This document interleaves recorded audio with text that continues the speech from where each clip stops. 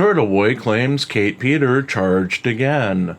Turtleboy Aidan Kearney made headlines on Wednesday as he announced that Kate Peter had again been charged with felony witness intimidation, leaving out his involvement in the case and his potential biases in his reporting in his announcement, which leads us to report on our own biases before we start the column.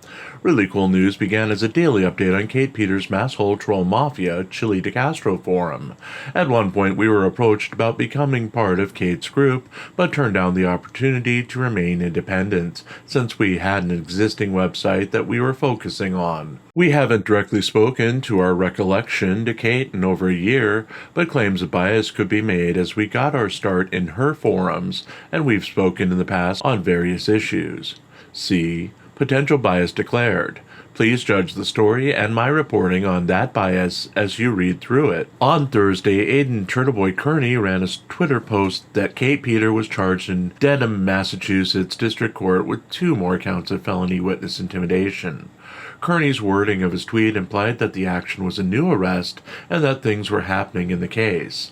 It was a new indictment, yes, but no arrest was made as far as the record shows, and the incident happened on July 11, 2024. The only incident we found that corresponds to that date was an incident on July 11, where Peter was at a traffic light outside of the courthouse while Kearney was attending a hearing, and Peter flipped off the crowd after taunts were made at her.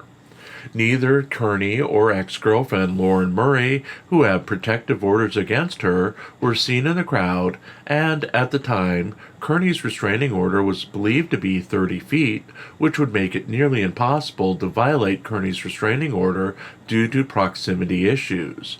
Kearney or Murray would have had to file charges against Peter, as police were not on the scene, nor did Peter linger.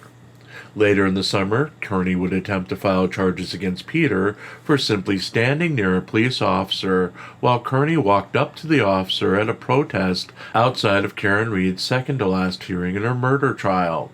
The cop explained that it didn't work that way, and Kearney did not get an indictment on Peter for the incident, as of yet.